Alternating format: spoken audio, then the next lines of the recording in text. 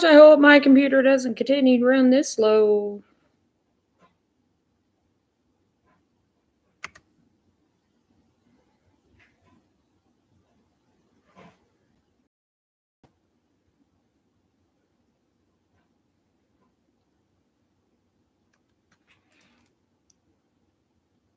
Oh my heavens, give me just a second.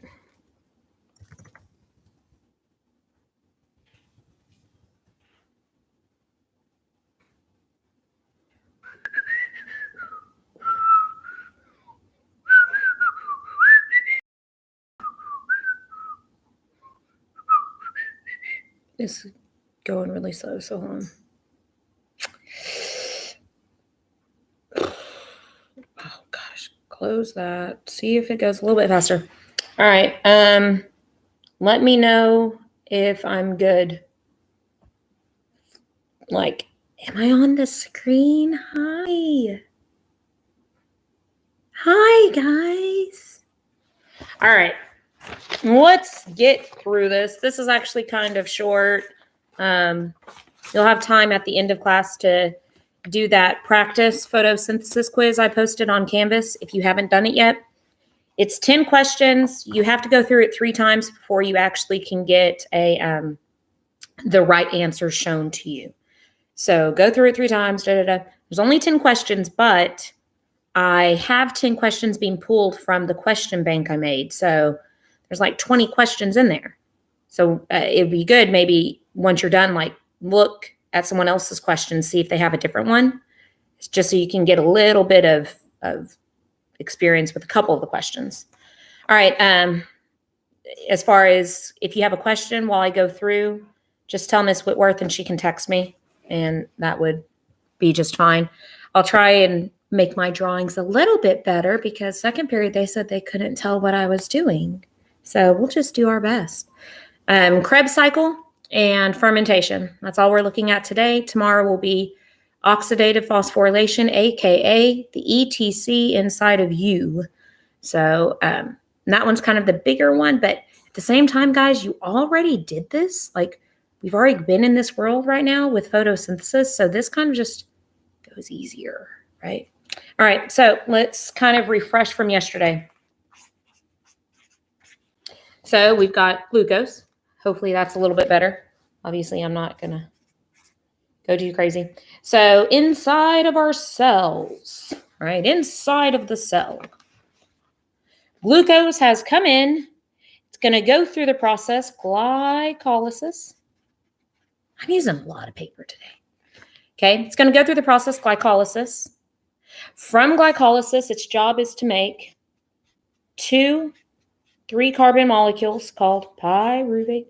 You know, the reality is I could actually probably just turn this screen off, or y'all could, and Miss Whitworth could probably just cover this for y'all. You know, just saying, just throwing it out there. All right. Anyways, glycolysis, its job is to break down that glucose into the 2-pyruvate. This is what we looked at yesterday. The ultimate outputs are a total of 4 ATP and 2 NADHs. Okay, that's our ultimate output. We have to give 2 back, so we only net gain 2 ATP. Now, from here, from glycolysis, we have 2 options, right? We either have no oxygen, so you have to stay here in the cytoplasm, or you do have oxygen available and you get the key to the castle, the mitochondria. Okay. You go through both all the time, right? You spend most time here. But if all of a sudden you required your cells to give you a lot of energy and you didn't give them enough oxygen yet, you're going to be here for a little bit. And we'll look at that. That's fermentation. Here, we're actually, if we choose the oxygen pathway, we are officially entering aerobic respiration. That's the one that we're actually going into. Because, guys, glycolysis, this whole section, that was actually anaerobic respiration. There was no oxygen use here in the cytoplasm. Oxygen isn't there. It's here in the mitochondria. So we go from glycolysis, the anaerobic, to the aerobic. And inside the mitochondria, that's where we're going to spend our time today. All right. So we've got oxygen available to our cells. Let's see what this looks like. How do you know which path you're going to go? Ashley, you are constantly in the oxygen path. That's how you're surviving right now. You only go into the no oxygen pathway when you go to work out. That's the only time that we as an animal will use the no oxygen pathway is during our workouts. Okay. All right. So now I'm going to kind of, right, we've got our mitochondria. Okay. Our mitochondria has the outer membrane. Then you have the inner membrane. That inner membrane is folded in on itself. And then you've got this open space, which is like your cytoplasm. Because remember, the theory of endosymbiosis is that the mitochondria used to be a bacterium.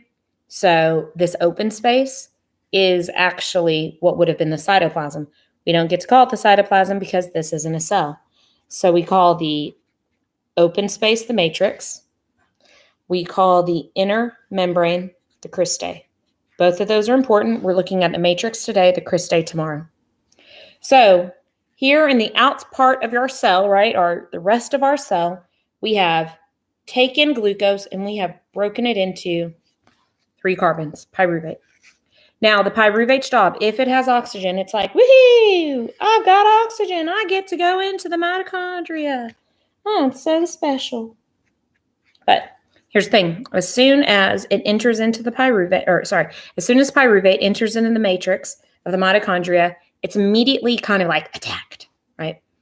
Because that pyruvate, the job of glucose, if you follow your cell respiration equation, glucose is supposed to be oxidized into CO2. Well, guys, we started with glucose. Even though this took place in the cytoplasm and now we're in the mitochondria, still all leading to the same reaction. So our pyruvate, which was our product from glucose, is going to come into the mitochondria. It's going to be attacked. It's immediately going to get 1 carbon ripped off. So what happens? That leaves as CO2. Glucose has now been converted into CO2. Granted, that's only one of the carbons of it, but there we go. We go from glucose to CO2. We have oxidized our glucose. Now, what you're left with is the remainder 2 carbons. What do they do? Well, if you kind of remember how we acted out the Calvin cycle, CO2 would come into the stroma. It gets grabbed by rubisco. Rubisco guides it to the RUBP and joined CO2 with the RUBP molecule. A 5 carbon in the CO2, right? They kind of got same things about to happen here. These 2 carbon molecules after CO2 left, they're going to get escorted by an enzyme. That enzyme we call coenzyme A. So you'll see it just written as CoA. So now that it's being escorted by this enzyme, in chemistry, 2 carbons are actually called an acetyl group. So we are now going to call this molecule acetyl-CoA. Acetyl-CoA. Now, what's that acetyl-CoA's job? To start the Krebs cycle. Just like CO2 started the Calvin cycle to make sugar, acetyl-CoA, which is our leftovers from our glucose, is going to start our Krebs cycle to make CO2. See how they're mirror images of each other. So now this acetyl-CoA, so let me be very specific how I say this. Pyruvate never enters the Krebs cycle. Don't you tell me pyruvate started the Krebs cycle. Pyruvate's gone. It's now acetyl-CoA. It's only 2 carbons being escorted by this enzyme, right? So acetyl-CoA begins the Krebs cycle. So in this matrix, in the open space, just like the stroma, acetyl-CoA, ding, ding, ding. So you're going to see me do CC-CoA. That is going to be thrown in to the Krebs cycle. Now, what's going on in the Krebs cycle? Well, that's what we're going to look at. But I do want to give this a name. Just like we said, glycolysis, right? Glucose to pyruvate, it has its own name, glycolysis. Well, believe it or not, this little step, pyruvate to this, has its own name. Pyruvate, Pyruvate, right? Because that's the molecule we're starting with. Oxidation. Pyruvate oxidation. Does it make sense? Yeah, we went from 3 carbons to only 2 carbons because it's not just carbons that are being lost. It's also hydrogens and stuff, because also what got created right here is an NADH. We also created and reduced NAD. So this little step before the Krebs cycle is called pyruvate oxidation. So as far as your steps in order, glycolysis, pyruvate oxidation, now we're going into the Krebs. So we get another piece of paper. All right. So let's show, right? Here's our acetyl-CoA. Ooh, I'm just going to throw this out. That's like the prettiest handwriting you're ever going to get from me. All right. So your acetyl-CoA, it's been created. It's in the matrix. On. When is the quiz? Blah!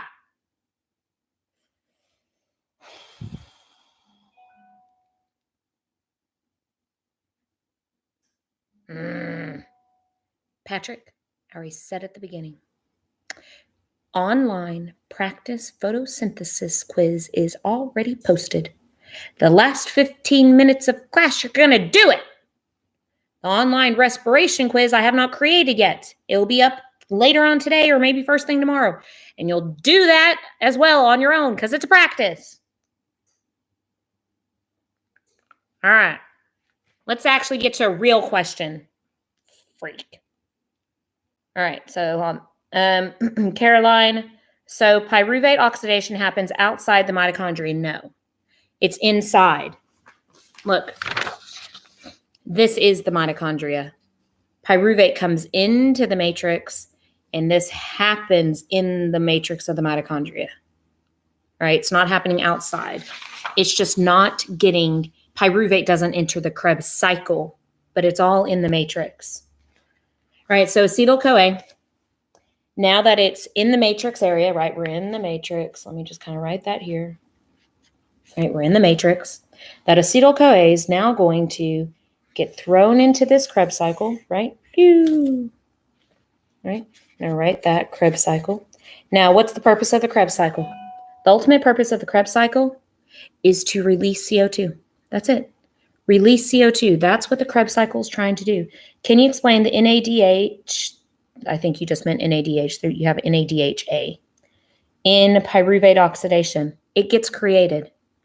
When you ripped off carbon to release CO2, when a carbon got released, you also released a hydrogen. So you're able to create NADH. All right. So this is acetyl-CoA. Now, this CoA is just escorting these 2 carbons because it's about to escort it to the molecule it's about to bond with. Just like Rubisco kind of guided CO2 to the RUBP molecule, coenzyme A is going to escort as well. What it's escorting to combine with is this guy. It's a 5-carbon molecule. Okay, sorry, not 5, 4, JK, 4-carbon molecule. 5 was RUBP. And this has kind of a funky name. Oxyl acetate. Oxyl acetate. Just so it's kind of like the mirror image of the RUBP molecule. So this 4-carbon molecule, oxyl acetate, is where coenzyme A is going to guide it. So these 2 carbons from glucose originally are about to be bonded to these 4 carbons. So when they get bonded, what do you get? Ding. 4 plus 2 gets us our 6. Now, the 6-carbon molecule isn't glucose. We made glucose. We used glucose. This 6-carbon molecule is citrate, aka citric acid. That's why the Krebs cycle is also called the citric acid cycle. Right? So here's our original. Here's our 4 from the oxyl acetate. There are our 2 carbons from the pyruvate Not pyruvate anymore. It was acetyl-CoA, right? Pyruvate never entered this cycle. Acetyl-CoA did, but that's where they came from. So those two combined, they've now made citrate. And the job of the Krebs cycle is to do what? Release CO2. So that's exactly what we're going to do. You do not touch those original four, just like you didn't do anything with RUPP. You're going to take those two carbons and throw them out as CO2. All right? So that acetyl-CoA carbons, throw them out as CO2. Okay, so now I'll go ahead and put the two CO2 molecules, they're gone. So what do you get left over now is the original four carbons of the oxaloacetate. But it's not really oxaloacetate right now. It has to be kind of converted again and again and again to be regenerated as oxaloacetate. So in that process of getting from this four carbon back to its form of oxaloacetate, we've got to make energy. So we make NADH. We're making energy because we're reducing NAD. Why? Because we're stripping hydrogens off. We also will make ATP and FADH2. So we have produced CO2, we have created energy, and we have recycled those four carbons back up. That's the purpose of the Krebs cycle. Make CO2, release it as a waste, and make energy. The Calvin cycle was to use CO2 and use energy. Oh, here we made CO2 and made energy. Because, guys, it's catabolic. Remember, respiration is catabolic. We're releasing energy. There you go. We released energy. Now, just like in glycolysis, yesterday we mentioned how you made ATP. You made 4 ATP. But it wasn't made in just phosphorylation. You didn't have free phosphates floating around in this case. In glycolysis, you actually had added phosphates to glucose and you ripped them back off. And so we called that substrate phosphorylation because the phosphate was actually attached to a molecule. Well, in this case, it's the same situation. This ATP to get made wasn't created by phosphates floating around. In a step that you don't need to know, right here, there were phosphates added. Like to get from here to here, a bunch of enzymes are helping. And one of those enzymes helped to strip a phosphate off to create that ATP. So we also say the Krebs cycle does substrate phosphorylation. Glycolysis and Krebs do substrate phosphorylation, just like if we looked at the Calvin cycle, and not even the Calvin cycle, but the ETC, we call that photophosphorylation. Here it's substrate. Okay, so we went from pyruvate going into the matrix. One carbon gets stripped. NADH got made because that's our job of cell respiration. Exergonic, make and release energy. Created acetyl-CoA. Acetyl-CoA gets escorted to oxaloacetate. They now form citrate, release CO2, and make energy. All right? Krebs cycle. Use acetyl-CoA, release CO2, make energy. Now, hopefully when you recognize ATP, you recognize NADH now. This is the new guy, FADH2. But it's energy. He's in the family, and he's going to be very important in the ETC when we look at that tomorrow. Okay? All right. Now, the only other thing I want to mention real quick is what happens if you didn't have oxygen. So you didn't have oxygen, so therefore you can't, whoops, that's the other paper on. You had oxygen, you got to go into the matrix.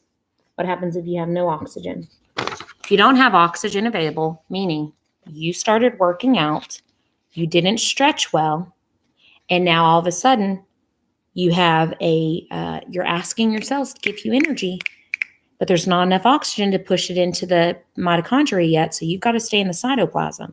It's not very long, guys. It's only like the first 5 minutes of your workout that you're in this no oxygen kind of zone. So when you're in that, you are not in aerobic, no oxygen. You're in anaerobic, which is fermentation, aka for you as an animal, lactic acid fermentation. There are hundreds and hundreds and hundreds of different paths fermentation can take. We only talk about 2. The alcohol fermentation and the lactic acid. All right, and I'm going to clarify those for you. T, in pyruvate, oxidation also produces CO2. That is what's happened there. Let me get my picture. Nope.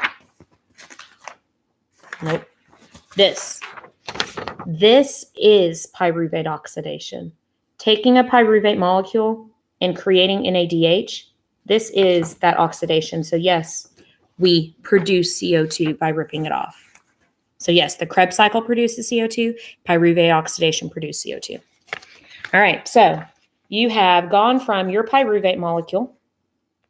You are stuck in the cytoplasm because you only get to go into the matrix if you have oxygen. So you're stuck here. So a pyruvate molecule is now going to stay here in the cytoplasm, but it's going to be converted. If you're an animal, let's be very specific. If you're an animal, it's going to be converted from pyruvate into another 3-carbon molecule. Oh, that's not pyruvate though. Pyruvate becomes lactic acid. That's what that guy is. Okay. That 3-carbon molecule at the end, the lactic acid, this is what your body is doing. It's taking pyruvate. It doesn't get to go into the mitochondria, but it's got to figure out something to do. Like it's got to do something with that pyruvate. So what's it going to do? It's going to convert the pyruvate into lactic acid. And you're like, okay, but doesn't lactic acid kind of suck for us? Yeah, it does. That's why you're supposed to stretch after you're done working out, get the lactic acid flowing. So, like I told second period, so you don't regret leg day, Michael, later, right? Get that lactic acid moving out of the way. Now, here's the thing. It has nothing to do with the product.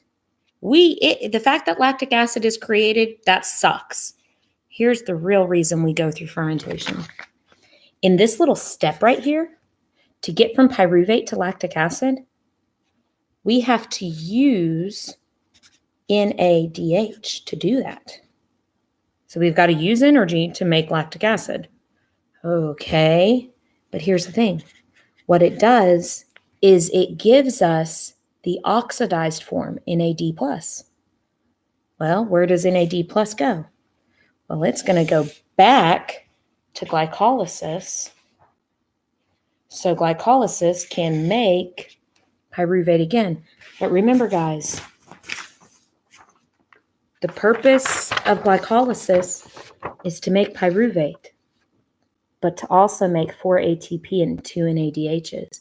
Well, those NADHs are going to go back over here to help convert pyruvate to lactic acid. They're going to go back over here to get created again, go back over here to get used, create. We're recycling NADH. That's why lactic acid fermentation happens, so we can recycle that, but that little molecule. But the reason we recycle it is so that we can make that net gain of 2 ATP back. That's the reason. You go through fermentation because you demanded, Harley, my puppy just peed in her kennel. What did Harley do? She peed in her kennel. Just, hey, take her outside. Sorry. Time out. Take her outside. Check to see if anything's in the washing machine and go ahead and put those up in there. Come on, honey. Presley's taking care of her. All right. Lactic acid fermentation. You demanded your cells to give you energy because you wanted to run that marathon. Well, this is all you're going to get for the first 5 minutes. 2 ATP every pyruvate. That's all you're going to get, but at least it's something. Okay. That's why we evolved lactic acid fermentation. It's not perfect. Of course not. But until there's something better that evolves in our bodies, this is what we're going to be stuck with, okay? All right, now, here's the other thing. So this is for animals. Well, not everything's an animal, so what are you going to do from there? If you are still in the cytoplasm, okay? But let's say you're not an animal. Let's say you're bacteria or you're fungi. You're bacteria or fungi. I know that you can't read that for anything, but that's okay. If you are a bacteria or fungi, you go through respiration just like we do, unless you have to go through fermentation just like we do. But they don't go through lactic acid fermentation. They take that pyruvate that they just made because they ate sugar too. They're heterotrophs. You're going to take that pyruvate. You're going to convert it into 2 carbons. Where do you think that 3rd carbon went? You smart ones. It got released to CO2. Those 2 carbons, because you used NADH and stripped hydrogen off, you add it here as a hydroxyl group. So this was called lactic acid fermentation. This is alcoholic fermentation. We produced an alcohol, released CO2. Guys, alcoholic fermentation is what happens in beer, happens in wine, happens in your bread. That's why you have CO2 in there. That's why you have alcohol in there, right? In your bread, that's what makes it rise, is the release of CO2 gases. That's why if you pick up that one piece of bread and it has a huge hole missing in it and you feel pretty gypped all of a sudden, it's because that just happened to be a very, very large CO2 gas bubble that while it got heated, it finally released the gas, but you're left with a hole, okay? Because what do we use? We use the fungi yeast to actually make our bread. So those are the only 2 fermentation pathways I want you to know. If you're an animal, it's lactic acid. That's all you create. If you're a bacteria or fungus, you create alcohol and you release CO2. All right? That's if you have no oxygen. All right. Again, just wanted to get you the brief, like, hey, this is what it is, Krebs cycle, fermentation. We're going to do ETC tomorrow. We're going to practice that. That's our last little small conversation. Then we're done. Review on Thursday, test on Friday. So you have about 15 minutes left of class right now. Get on Canvas, do your photosynthesis practice quiz. Try and get through it 3 times so you can finally see the answers. Somebody just text me. Can you tell Michael to wake up? Michael! Heavens to Betsy, I even called you out on about working out on leg day. I know you are not asleep, child. Mm-mm.